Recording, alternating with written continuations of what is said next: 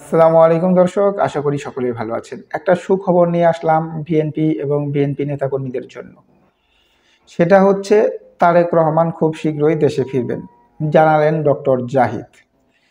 বিএনপির ভারপ্রাপ্ত চেয়ারম্যান তারেক রহমান কয়েক সপ্তাহের মধ্যেই দেশে ফিরবেন বলে জানিয়েছেন দলটির স্থায়ী কমিটির সদস্য ডক্টর AZM জাহিদ হোসেন। অর্থাৎ কয়েক সপ্তাহের ভিতরেই সে ফিরবে, হয়তোবা এই মাসেই সে ফিরছে দর্শক।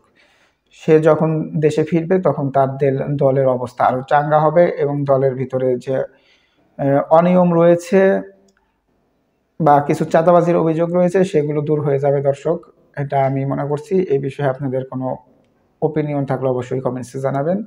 দর্শক চলুন বিস্তারিত জেনে নেই।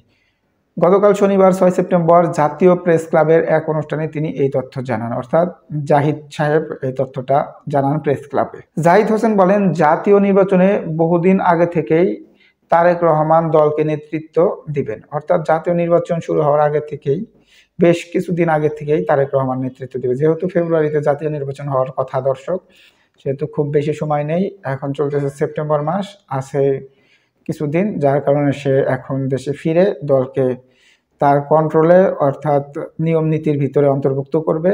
যারা দলের অনৈতিক কর্মকাণ্ডের সাথে জড়িত আছে বলে জানা যাবে বা প্রমাণ হবে তাদেরকে সে অবশ্যই বহিষ্কার করবে এবং দলকে একটা মানুষ যেভাবে চাচ্ছে, জনগণ যেভাবে চাচ্ছে সেইভাবে সে পরিচালনা করার ব্যবস্থা করবে বলে আমি আশাবাদ ব্যক্ত করছি।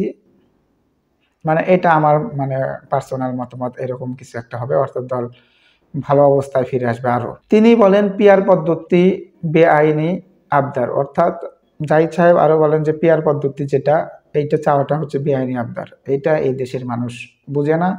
এই দেশে এই ধরনের পিয়ার পদ্ধতি সিস্টেমে নির্বাচন সম্ভব হবে না, এটা দেশের জন্য ক্ষতিকর হবে দর্শক।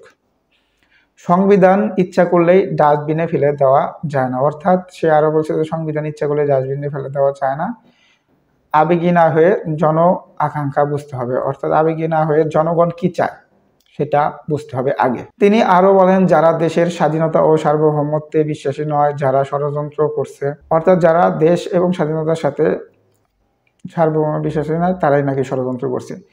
পতিত স্বৈরাচারের পিছন দিক দিয়ে এসে জনগণের অধিকার হরণ করার পায়তারা করছে। অর্থাৎ পতিত স্বৈরাচারের পিছন দিক থেকে এসে নাকি তারা জনগণের অধিকার হরণ করার পায়তারা করছে। দর্শক, আসলে এই জাহিদ সাহেব কাকে কি বুঝাইছেন সেটা আপনারা বুঝে নেবেন।